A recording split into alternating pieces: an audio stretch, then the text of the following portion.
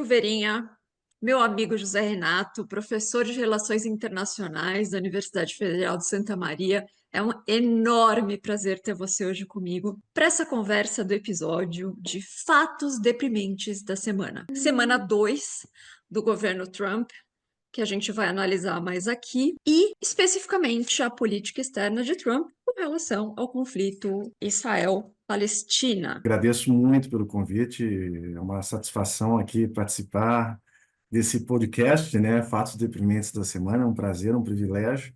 Vamos conversar um pouquinho a respeito desses aspectos que são, de fato, bastante deprimentes, né, da realidade nossa internacional. Você sabe que eu estava agora vendo as notícias, né, antes da nossa conversa, e chama Bishara Bahá. Ele é o presidente de uma associação árabe-americana em Michigan, que foi um swing state importante na eleição dos Estados Unidos, né? E ele mudou o nome da associação, ele fez um alinhamento com o Trump, um acordo ali para trazer os votos da comunidade árabe para Trump, e eles mudaram para Arab Americans for Trump. Mudaram o nome da associação durante a campanha presidencial.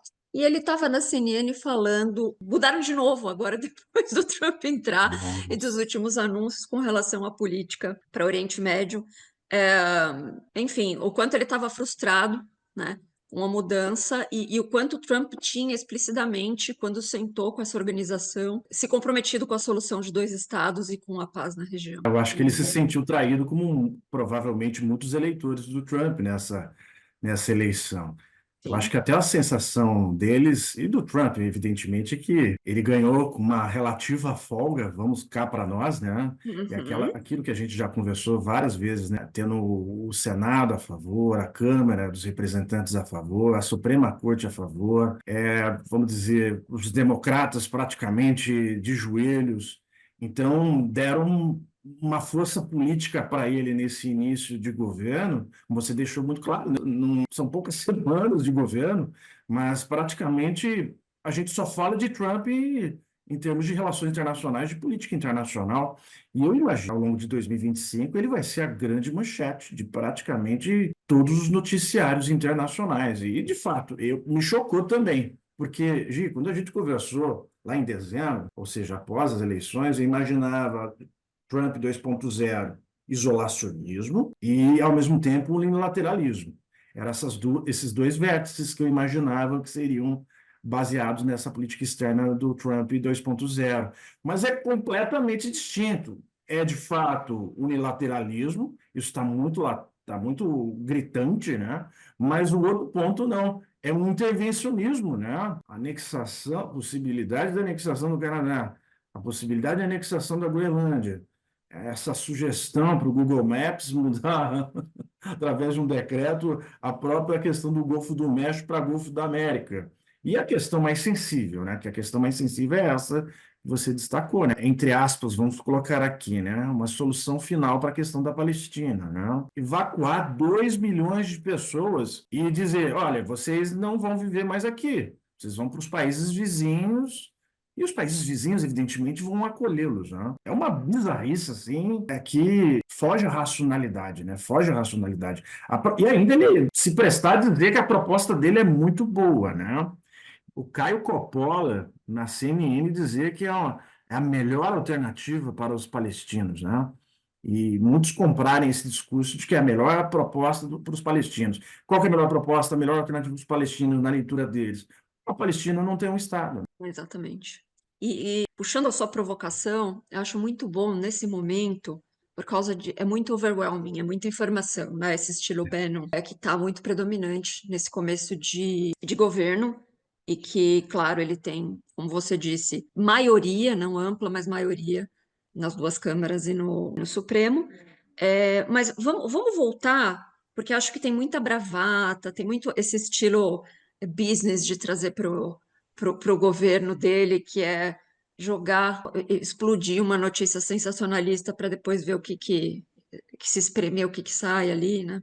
Eu gosto de. Vamos aos números. Acho que os números nos dizem mais às vezes do que as narrativas, né? 15 meses de bombardeio, 70% do território palestino destruído. São 18 bilhões para se reconstruir a região ali previsto, 18 bilhões e meio. 2,2 milhões de pessoas. O que Trump, apesar do que ele tem falado, fez de fato, está pressionando o Departamento de Estado, recém-possado, para que o Congresso americano aprove 7 bilhões em bombas e mísseis a Netanyahu. Salvo engano, 1 bilhão já foi enviado. Então, 7 bilhões de bombas num território que já está 70% destruído e que poderia ser reconstruído com 18 bilhões. Esses números nos dizem muito o que tem por trás de Trump, que é um alinhamento automático, absoluto, um suporte para que Israel destrua 100% aquele lugar. Somado a isso, todo o dinheiro de ajuda humanitária que vinha versus USAID, né, que o Trump congelou, então sem uma ajuda humanitária possível, e Israel também proibiu a agência da ONU para refugiados de ter uma ação ali na região. Então, não existe hoje ação humanitária naquela região. Realmente, e aí agora sim a gente vai para a narrativa, porque os números suportam a narrativa, né? Quando ele fala em limpeza étnica, que todo mundo abandone o território, é disso que estamos falando.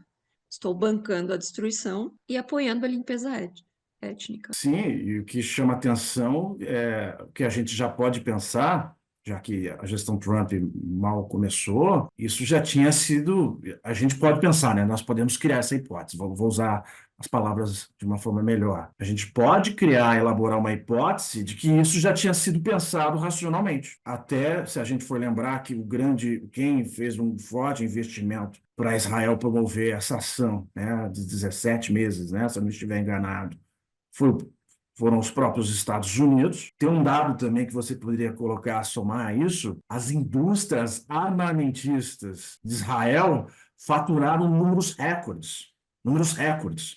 E um outro ponto também acho que é salutar, chamar atenção. Além deles terem faturado recordes em termos de receitas, e aí eu tenho que também destacar que as 100 maiores do mundo também faturaram muito nesses últimos anos, porque a gente tem que lembrar que os conflitos ativos no mundo estão aumentando. Em 2023 bateu o recorde, foi tão comparável a 1946, até interessante depois a gente pesquisar, mas eu tenho esse dado de cabeça, né? Similar a 1946, ou seja, nós estamos falando de uma realidade pós-Segunda Guerra Mundial, né? De um mundo europeu, do mundo asiático que estava sendo reconstruído. Mas voltando a Israel e Palestina, faturaram recordes. Os Estados Unidos deu muito armamento, muita munição a Israel. A diferença fundamental é que o Biden apoiava a solução de dois estados, mas fez os repasses e financiou. Financiou todo o Sim. bombardeio, isso é fato. Mas o que é interessante é que o Netanyahu, que conduziu essa campanha lá, eu acredito, podemos criar essa hipótese, que ele tinha de fato algo nesse sentido.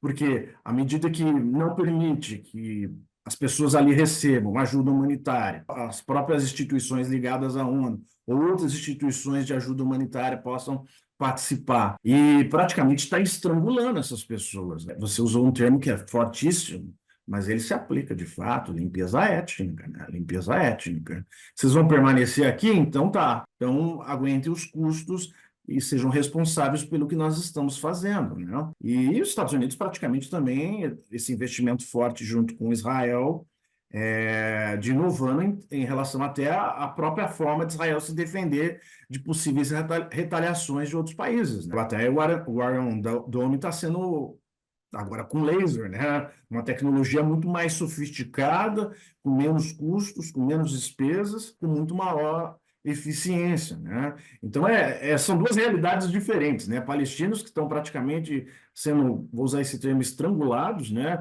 Sem ajuda humanitária. Eu sei de depoimentos que eles não têm nem acesso à água potável, né? A alimentos mínimos. Então, é uma situação, assim, terrível, né? Genocídio, né? É um genocídio ou não é um genocídio? E é aquela discussão, né? Quem que aplica o conceito de genocídio? Normalmente são as grandes potências. Elas que definem o que é genocídio, o que são as coisas, né, no mundo, né? A gente discutiu bastante. Vou falar outra palavra, já que você me instigou forte: crime de guerra. Crime de Então, a guerra. gente está no momento em que Trump dobrou a aposta nessa sua proposta de remover os palestinos de Gaza para reassentamentos. E a novidade é que Israel entregaria o território aos Estados Unidos. E os Estados Unidos sem o território ser de fato de Israel. A ONU considera ali um território ocupado. Além disso, né, Trump assinou uma sanção ali para o Tribunal Internacional Penal, falando que o Bibi foi condenado, né, por crimes de guerra, outra palavra aqui, que acho que já está sacramentado na comunidade internacional que houve crimes de guerra. Bombardeio de escolas, de hospitais. Os palestinos morreram, né? Não foi o Hamas, foi isso que aconteceu ali, né? Então, o Trump ali na sanção disse que ações ilegítimas e infundadas basearam o pedido de prisão de Bibi pelo Tribunal Internacional Penal.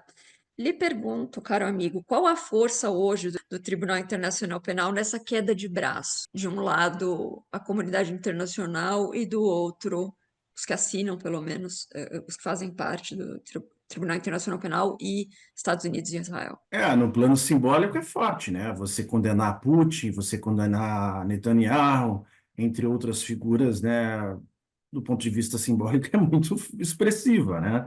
Mas do ponto prático, nenhum poder, né? Não tem poder coercitivo, é essa a questão, né? Não tem nenhum poder coercitivo de, por exemplo, prender o Putin, de prender o Netanyahu, entre outros, vamos dizer, criminosos de guerra. Então, por essa ausência de poder coercitivo, o Tribunal Penal Internacional ele pode fazer inúmeras condenações, condenar, fazer críticas, mas fazer valer que foi ali posto, que foi ali determinado, e há documentos, né, que comprovam isso, esse crime de guerra, esse genocídio, essa limpeza étnica. Acho que fica muito mais claro agora com essa intenção, né, e esse plano, esse objetivo, né, de fazer aquela região talvez até uma extensão do território norte-americano, né? E até mesmo Riviera, o Trump Tower versão resort. aham. E ele dizer que é uma terra bonita, que é uma terra que tem acesso ao mar, então fica muito claro, né? É como a nossa conversa aqui, extremamente deprimente, né? Extremamente deprimente em nenhum olhar humano, né? Bom, enfim, dessa figura a gente espera as coisas mais sinistras e grotescas, né? Porque mulheres e crianças foram os mais atingidos, como você acabou de falar, foram escolas, foram hospitais, foram comboios, as pessoas buscando refúgio, fugindo da guerra, fugindo do conflito e sendo alvejadas. E o Netanyahu, extremamente assim, bom, não sei qual termo aplicar, dizendo que os ataques não foram equivocados. E aí as maiores justificativas de dizer que porque, na verdade, vamos pontuar isso. Qual que era o objetivo de Israel em toda essa ação militar contra o Hamas? Era como o próprio Netanyahu, talvez eu não vou utilizar as mesmas palavras corretas, né? Mas era exterminar as lideranças do Hamas que foram responsáveis por aquele ataque. Era esse o grande objetivo. Essa é a formal, a pública. Mas, bom, Porque, enfim, me permita, ele usou o ataque terrorista do Hamas no território israelense com uma desculpa perfeita para fazer o que ele sempre quis, que foi exterminar a região inteira. com certeza, com Não é certeza. óbvio isso? Uhum. Eu até Foi a não desculpa utilizo. perfeita o ataque. Muito, muito perfeito. Justificativa que se tornou, como posso dizer, legítima, né? Até um determinado momento. Até um determinado momento, a comunidade internacional aplaudiu, né? Mas depois, claro, Mas quando ele eu acho que avançou. foi. Pois é. Sabe o que eu acho, Ferinha? Desculpa te interromper, mas assim, existe uma. Eu achei uma ingenuidade imensa, para dizer o mínimo, da comunidade internacional de não fazer a diferença entre o fato e a pessoa do Bibi que estava lá. Então, quando a gente fala da extrema-direita no mundo, dos líderes autocráticos, como é o Trump, esse tipo de liderança não respeita nenhuma regra. Dentro do É, país, vai sempre andar nas franjas, pressionando e tentando derrubar as instituições, os preceitos democráticos. Internacionalmente, então, um país como Israel, Estados Unidos, tão rico como os Estados Unidos, eles se acham acima de qualquer, né? Esse desrespeito a acordos já assinados, ao multilateralismo do pós-guerra mundial, elas realmente se sentem acima de tudo, do bem e do mal e uhum, das regras internacionais. Então, eu nunca vi, principalmente essa ingenuidade, principalmente de Biden, me surpreendeu muito, de não entender com quem que ele estava negociando. E talvez por isso ele tenha sido tão infeliz em achar que teria algum leverage sobre o Bibi. E foi tão decepcionante, né? a administração Biden, porque parecia que ele dava muitas fichas ali no jogo de pôquer, no xadrez político, e ele perdia todas as fichas o tempo todo, né, até o fim. Ele não Sim. conseguiu negociar esse cessar-fogo até Trump no poder. Não, sim, a leitura perfeita que você fez, né?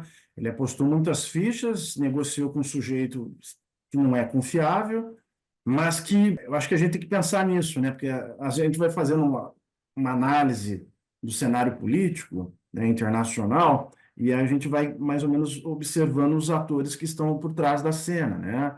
Que podem dar subsídio, que podem dar apoio.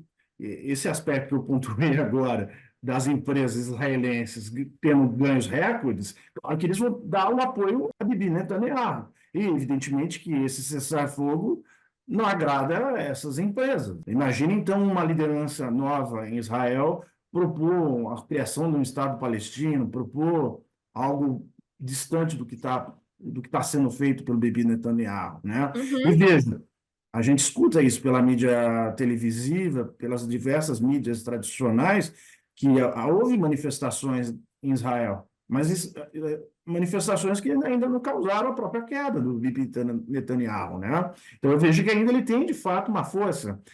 E para mim também, eu gosto muito disso, Gi, essa questão simbólica, né? O primeiro chefe de Estado que Trump recebeu foi Bibi Netanyahu. Isso já mostra, já dá um sinal, né? Como diz a música lá, eu já vejo os sinais, né? Então dá uma força de fato a Bibi Netanyahu. E Sim, essa aliança que você acabou de falar é uma e, aliança extremamente automática, né? sim, e olha que interessante, você colocou o quanto é interessante, os Estados Unidos mandando esses bilhões de dólares para Israel, a indústria armamentista de Israel apoiando o Trump, se beneficiando disso, não quer um acordo de paz, está ganhando. E vamos voltar para os Estados Unidos.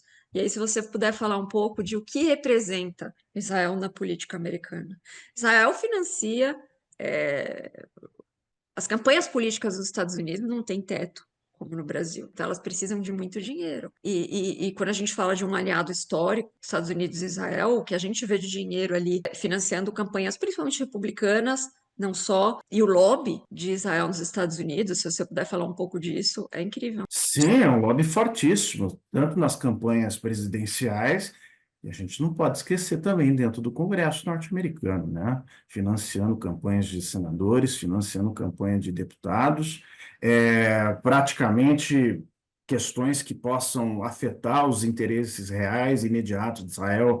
Essas pautas praticamente são confrontadas. A gente não pode esquecer também, usando aqui uma linguagem marxista do Gramsci, né, da indústria cultural, a própria indústria cultural, o lobby israelense é muito forte, muito forte. Figuras artísticas, figuras que são críticas, por exemplo, da condução de Israel em relação à Palestina, né? São figuras que normalmente vão passar por exemplo, por um ostracismo, né? Há inúmeros exemplos dentro dos Estados Unidos de figuras artísticas, figuras musicais. A gente pode lembrar também os episódios que aconteceram, né, no ano passado, nas universidades norte-americanas, estudantes que foram críticos também da aliança essa automática entre Israel e os Estados Unidos, a forma como que foi feita, né, muito agressiva, muito truculenta também da polícia atuar nas universidades. Então, os sinais já estavam se apresentando em 2024, né? Muitos sinais, muitos sinais. Eu acho que o Partido Democrata falhou em não reconhecer isso, principalmente em relação a Israel e o que de fato viria, né? Até Gi, já fazendo aqui uma provocação, eu estou esperando que o Partido Democrata reaja logo, né? No E mês os de março, estudantes? Cadê os estudantes agora? Que tá pior? sou Onde eu. eles estão? Em todas as universidades dos Estados Unidos? Não é isso que eles estavam pleiteando? Olha o que Uhum. acontece agora. Onde eles estão? Eu acho que há um pouco de espanto e de perplexidade, né? Então a reação ela não acontece muito em virtude dessa perplexidade, né? Você vive nos Estados Unidos, eu vivo aqui no Brasil, mas como internacionalista que somos, a gente está chocado de fato. E a cada dia, como você disse muito bem, né? Esse bombardeamento de informações e essa forma também do Trump fazer política, né? Que é através de muita bravatas, muita especulação, de lançar a casca de banana, ficar com a banana na mão. de lançar muita fumaça, né? E de fato a gente não saber quais são de fato as reais intenções de Trump nesse episódio. E ele tem também uma característica que eu li num texto, achei muito interessante. Claro que eu não sou formado em psicologia, sou mais um curioso, né? Mas de emitir determinadas falas, de ter determinadas intenções, de cometer esse choque, as pessoas se chocarem, e depois ele fazer uma proposta de algo menor, que não é tão chocante. Então é interessante também esse jogo que o lógico que o Trump faz, né? Isso tá no livro dele lá, esqueci o nome do livro dele lá, não sei o que lá. Best Deal. É uma técnica já bem passada da década de 70 de negócio, que ele está aplicando no governo do país, ou seja, é um homem de cabeça muito restrita, né? Muito pequena, que não entende Muito limitada, né? o poder que lhe foi dado. E aí essa coisa de você jogar com o poder de barganha que você tem, jogar com as cartas de uma das principais economias, a principal economia do mundo, alguma coisa que pode ser muito mais ruim para o outro ator do que para ele, né? E ver qual que é o acordo possível no final, sem Mas nenhuma outra preocupação. Imagina direitos humanos, imagina não, nenhuma. democracia. Engraçado que o Leaders of the Free World sumiu nisso, né? Sumiu, acabou. É a América para os americanos e para os aliados que nos interessam, que nos financiam, é isso. É bem por aí. Mas fechando aquele raciocínio que eu disse, então, fazendo a costura, é lobby no Senado, é lobby na Câmara dos Representantes, é lobby nas campanhas presidenciais, é a força e o lobby na indústria cultural, é a perseguição a opositores, é a inviabilização de qualquer proposta que venha confrontar Israel e os reais interesses de Israel. Então fica, de fato, muito difícil para você se opor ou fazer algum discurso, alguma prática que critique Israel e a condição da própria política externa, né? Então, eles têm a força política, eles têm a força cultural e têm, de fato, a gente não pode negar, é inegável, a força financeira. Então, esses três tentáculos, eles praticamente inviabilizam qualquer oposição, né? Eu não acho, vê se você concorda comigo. A gente falou um pouco catastrofista. Eu não acho que o multilateralismo acabou com o Uhum, isolacionismo americano. Eu estou muito curiosa para ver como o mundo vai se recolocar sem os Estados Unidos e com os Estados Unidos atirando para todo lado, uhum, principalmente com relação à China. Eu estou muito curiosa, porque pode ser um momento que os Estados Unidos pode se enfraquecer para mim, uhum, porque não há ausência de poder. Todo o poder que ele deixar quando ele sai de todas as organizações internacionais, eu quero muito, por mais que a gente já faça críticas de que algumas já estavam esvaziadas, como o Acordo de Paris, né? A gente falou aqui sobre o Tribunal Internacional Penal, a própria ONU com o veto dos Estados Unidos, né? Sempre ali para o cessar-fogo, né? O poder dos Estados Unidos tão grande ali, o país que tem poder de veto. Mas eu não sei, eu tô um pouco, quero ser um pouco otimista de que talvez alguma coisa interessante surja. uhum. Como os outros países se eles vão ser bem-sucedidos se realinhando com um pouco Entendi. menos de dependência dos Estados Unidos. Não sei, é uma visão de longo prazo, mas no curto prazo está bem complicado de. Eu acho que eu concordo em termos contigo. Eu acho que o multilateralismo está sob ataque. Eu acho que você concorda nesse sentido. Sim. E você usou muito bem. Não é o multilateralismo que está em ruína, mas é que a gente está acompanhando, né? Nós estamos acompanhando o movimento. Mas ele está, de fato, aquela arquitetura institucional criada, elaborada, moldada à imagem e semelhança dos Estados Unidos pós Segunda Guerra Mundial, tudo aquilo que foi criado está sendo desconstruído. E é interessante e curioso, né? Quando a gente vai pensar assim rapidamente, né? Qual que é o objetivo dos BRICS? O objetivo dos BRICS é propor um mundo alternativo a esse mundo arquitetado e construído pelos Estados Unidos, que se mantém inalterado desde a Segunda Guerra Mundial, desde o fim da Segunda Guerra Mundial. O que o Trump está fazendo? Praticamente aquilo que diz na física, né? Ele está catalisando e acelerando esse processo de desconstrução desse mundo. Porque à medida que ele sai da Organização Mundial da Saúde, à medida que ele diz, não vamos mais participar disso, daquilo, não vamos dar mais verbas, não vamos dar mais receitas para esses organismos internacionais, não vou respeitar as regras, não vou respeitar o direito internacional, o mundo, evidentemente, como você disse muito bem, vai ter que se adequar, se adaptar, mudar um mundo novo, construir um mundo novo a partir disso. Então, nós estamos praticamente vendo um mundo em transição, né? Aí aquela frase, né, do Gramsci, que eu acho muito interessante, né? É o velho que está morrendo e o novo que não consegue nascer. Nesse interregno, uma grande variedade de sintomas mórbidos aparece, né? Lembra quando ele define, o Gramsci define a questão da crise, né? Que a crise, então, é um sintoma de sintomas mórbidos que aparecem. Eu acho que é mais ou menos isso que a gente está visualizando, né? Uma desconstrução de um mundo que praticamente não que se mantinha há muito tempo. E como você falou, nas relações internacionais não há vácuo de poder. Todo vácuo de poder será preenchido. Outras potências, evidentemente, vão assumir esse papel norte-americano. A gente pode até ver, eu não tenho os números aqui, mas eu me lembro que a China já, na gestão Trump 1.0, na do Biden, houve uma mudança. Mas na gestão Trump 1.0, a China já havia ultrapassado os Estados Unidos nas receitas em relação à ONU. Então, a gente vai entender, nos próximos meses, né, a gente vai enxergar isso mais nitidamente de como esses países vão estar começando a preencher esse papel deixado pelos Estados Unidos, né? E até muito curioso, né? A China, quando entrou, ela se propôs a fazer parte das regras do comércio internacional. O que que ela fez? Ela estudou, como uma boa aluna e disciplinada aluna, como os ocidentais tratam a questão do comércio internacional. E ela adaptou essa característica dos ocidentais, como uma boa aluna e disciplinada aluna, para suas próprias características, né? E ela aceitou as regras da Organização Mundial do Comércio e soube lidar com as regras da Organização Mundial do Comércio. E é interessante que as demais instituições internacionais é a mesma coisa. E é muito curioso que os Estados Unidos agora, nessa gestão Trump 2.0, né, Gi, esteja abandonando gradualmente todas elas, né?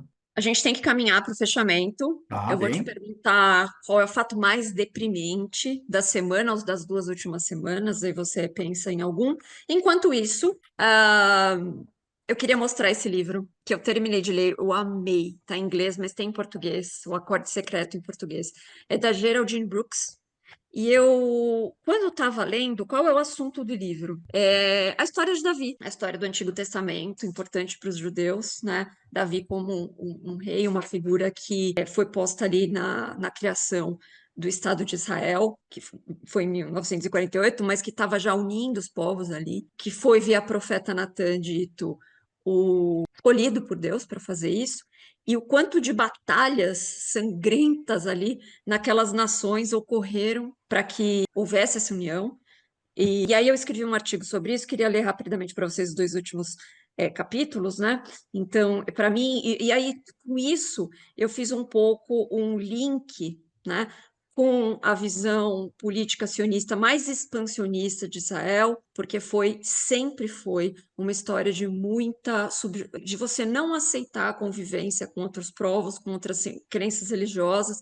Então, esse discurso religioso, né, por trás de uma expansão política, na verdade, o que acontecia ali. Então, eu acho que a política de Donald, lendo esse livro, relembrando dessa história, né, eu acho que a política de Donald Trump para o Oriente Médio, especialmente a sua recente declaração, né, sugerindo a remoção dos palestinos ali de Gaza, é uma defesa explícita do que é o conceito de uma limpeza ética, de você não conseguir conviver com o diferente. O Trump 1 já tinha mostrado isso quando ele apoiou que Jerusalém fosse a capital de Israel. E esse discurso trumpista reforça esse padrão de poder que remonta a Davi, né? A dominação do território por meio da força, legitimada por um discurso religioso e nacionalista. A ideia de que um povo pode reivindicar uma terra através da conquista, marginalizando ou exterminando seus habitantes. Originais é uma justificativa que atravessa séculos. Nesse livro, O Acorde Secreto, é, ele mostra como Davi consolidou seu reino com sangue e justificativa divina. A política de Trump para Israel segue a mesma lógica brutal, mascarada de pragmatismo geopolítico. A declaração recente de Trump a sugerir a remoção forçada de palestinos de Gaza não apenas endossa crimes contra a humanidade, mas também normaliza a visão de que a política internacional pode ser conduzida como nos termos bíblicos, através da força, sem compromisso com o direito internacional ou valores humanitários. o Oriente Médio de 2025 não é tão diferente do de Davi.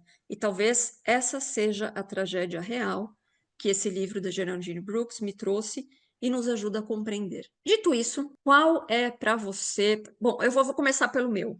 O meu fato mais lamentável da semana, que aqui não é para a gente se estender, mas só para citar o gesto que Musk fez, que a gente sabe exatamente o que significa. E dentro desse contexto não faz o menor sentido, né? Arremeter ao nazismo na situação e no que está acontecendo agora é uma coisa abjeta. Concordo também, E o mas seu, eu vou até brindar, porque realmente eu não sei o que dizer sobre isso. Tua vez. é triste, lamentável, deprimente. O meu fato deprimente é de fato essa proposta louca, né? Não sei nem qual termo utilizar, né? Desculpa, vou usar a palavra que eu quero usar mesmo, vai, escrota, né? Da remoção dos palestinos, né? De Gaza. É uma coisa absurda, né? Uma coisa absurda. Acho que não imaginava que o cara chegaria nesse nível, né? E até uma coisa, eu estava rabiscando antes de a gente conversar, que os romanos tiveram que suportar Calígula e Caracalla, né? E os Estados Unidos agora novamente elegeu o Trump, né? É os sinais dos tempos, né? A mediocridade da burocracia, a mediocridade também das lideranças, né? É. E é interessante, né, Gi? Eu tenho um livro que eu sempre trabalho com os alunos, Ascensão e Queda das Grandes Potências, do Paul Kennedy, e ele fala que a ruína de muitos impérios ao longo da história foram muito em virtude de lideranças medíocres, né? Eu acho que E acho que o nosso papel aqui é jogar também uma luz no que é bravata, no que se diz e que não é realidade, né? realmente. Então, o Trump pediu para os países do... Make America Great Again, ele falou que ele não ia dar nenhuma ajuda em dinheiro para os países. Então, que ele seria menos intervencionista, que é um ponto que você trouxe, que era o que a gente conversava. Ele está indo Uhum. no sentido contrário e ele está fazendo de bobo quem votou nele, vamos dizer aqui. Porque ele está colocando esse tanto de bilhões que poderia ser usado para a reconstrução de Gaza, dando para É, Israel num território que já foi destruído. Então, assim, ele sim está gastando dinheiro do contribuinte. A gente precisa falar isso. E ele faz um joguinho de palavra e depois ele volta atrás, né? Depois ele fala que ele acha que os países do Golfo que têm que pagar pela reconstrução. Os uhum. países do Golfo que estão alinhados, acho que todos eles ali, a uma solução de dois estados, seja a Jordânia, seja o Egito, que ele pediu para que os assentamentos fossem feitos lá, eles não, eles estão com os palestinos, né? E eles, obviamente, não vão dar nenhum tipo de ajuda até que haja compromisso com a formação de dois estados. Sim, até o principal player ali, né, da região, a Arábia Saudita condenou esse plano, Sim, que é um então a plano gente, objeto, né? além de chamar ele de, né, uma pessoa assim, sem nenhuma preocupação humanitária, ele mente muito. Sim. Ele mente muito, ele faz jogo duplo. O que ele faz e o que ele fala não tem absolutamente nenhuma coerência. E as pessoas precisam entender isso. Com certeza, Gil. Com certeza. Ele é um mentiroso contumaz, né? Mentir faz parte da natureza dele.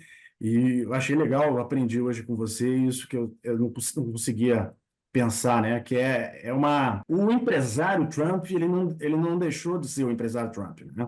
A forma dele negociar é a forma do empresário Trump dos investimentos mega bilionários em Nova York, né? Então ele tem até a própria forma de negociar dele como líder de Estado, como chefe de Estado, como chefe de governo, é a mesma da mentalidade empresarial, né? E os Mas o relatos empresarial burro e desatualizado. É da, desatualizados, sim, da década de 70.